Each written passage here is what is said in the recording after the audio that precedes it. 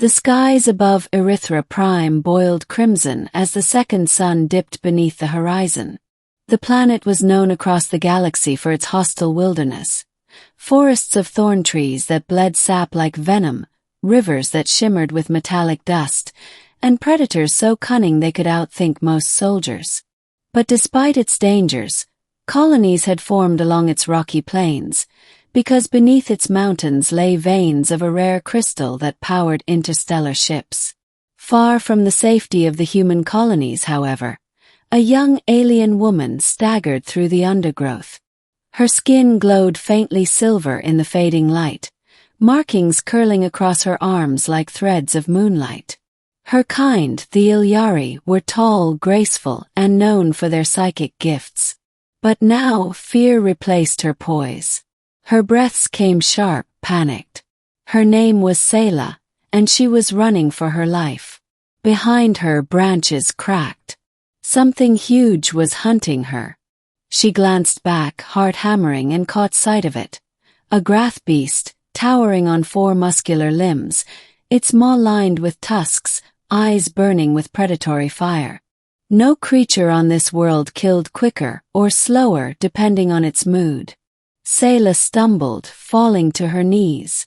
Her ankle throbbed from when she had tripped earlier. The beast's growl vibrated through the trees, deep enough to rattle her bones. She knew she could not outrun it. For a brief moment, she remembered the teachings of her people. Face death with dignity. Do not beg.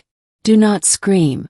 Seyla drew a shaky breath, closed her eyes, and whispered a farewell to the moons above. The ground shook as the beast lunged. And then, a blast of blue fire split the darkness. The air thundered with the crack of a plasma rifle. Seyla's eyes flew open. The grath beast roared in pain, stumbling sideways as bolts of energy tore across its flank. From the trees a figure emerged, armored, battle-worn, carrying a rifle glowing with heat. Human. He shouted over his shoulder without looking at her. Stay down. Seyla's mind struggled to process it. A human. Out here beyond the colonies.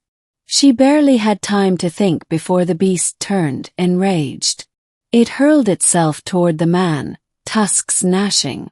The soldier didn't retreat. He planted his boots into the dirt, switched his rifle's setting, and unleashed a storm of plasma fire.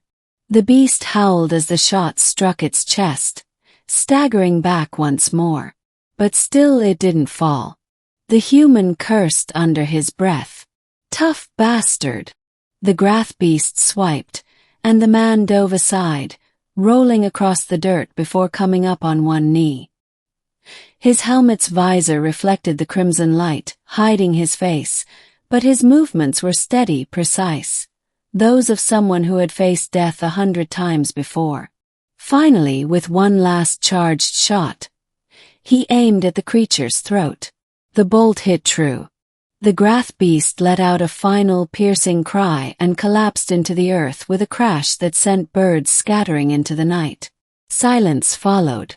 The man stood, chest rising and falling with exhaustion. Slowly, he lowered his rifle and turned to the Ilyari woman still trembling on the ground. You all right? His voice was rough but not unkind. Seyla blinked at him, still unable to move. You saved me. Yeah, well, he muttered, scanning the trees for more threats. Beast was about to make dinner out of you. You're lucky I was tracking it. The meeting. He helped her to her feet, noticing the way she winced. Her ankle was swollen. Without hesitation, he slipped an arm around her shoulder to support her. She stiffened at first. The Ilyari and humans had never been close allies. The Ilyari saw humans as reckless miners of worlds, intruders who dug where they didn't belong. But right now, Seyla didn't care. Name's Kale, he said, adjusting his rifle on his back. Scout for the outer colonies. And you? Seyla, she whispered. Her voice carried a musical lilt, even through her fear. "All right, Seyla. Let's get you somewhere safe." That wasn't the only grath beast in these woods. As they began moving, Seyla leaned against him reluctantly. Her mind was racing. Why was he here? Why would a human risk his life for her? She wanted to ask, but her throat was dry with shock. Kale led her through the dense trees with the ease of someone who knew the terrain well. Eventually, they reached a small clearing where a camouflaged shelter blended into the brush. A portable beacon pulsed faintly nearby. He guided her inside, where faint lights flickered on, revealing a compact but well-stocked outpost. "Sit," he instructed. "I'll take a look at that ankle." Seyla hesitated. In her culture, Ilyari did not often allow outsiders to touch them. It was considered too intimate. But the pain was unbearable. She nodded, lowering herself onto a bench. Kale knelt before her, removing his helmet. Seyla saw his face for the first time. Rugged, scarred, eyes the color of storm clouds. Not unkind, but hardened by war. As he wrapped her ankle with a bandage, she found herself studying him. His hands were steady, careful despite their roughness. "Why?" she finally asked. He raised a brow. "Why what? Why save me? My people have not been kind to yours. We keep to ourselves. We do not help." Kale smirked faintly. "Didn't really have time to think about politics. Saw someone about to be eaten. Figured I'd do something about it." His words struck her. Simple yet powerful. The journey. Over the next hours, as the sun shifted and night fell fully, Seyla rested while Kale kept watch.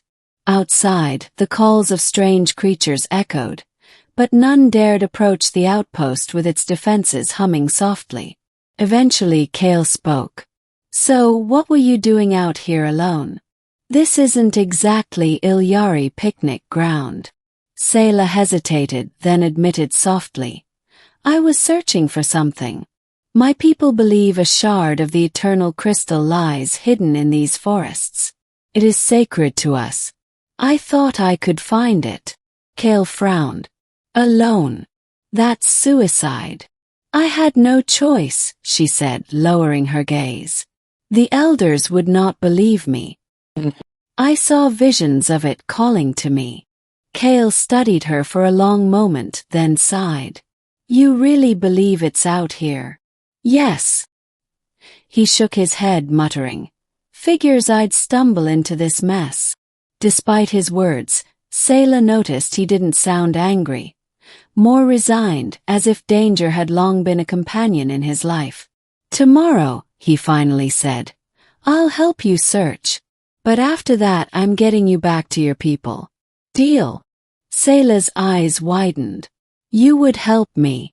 Kale leaned back in his chair, crossing his arms. "Yeah.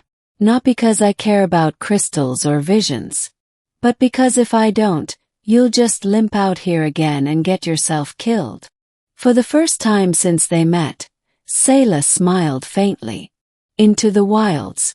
The next day the two set out together. Kale moved cautiously, scanning the ground for tracks and dangers, while Seyla guided them based on the pull of her visions. Along the way they spoke, slowly at first, then more freely. Seyla learned Kale had once been a soldier in the frontier wars, but after seeing too many comrades die, he had taken a quieter role as a scout. Quieter, of course, still meant facing deadly beasts on alien worlds.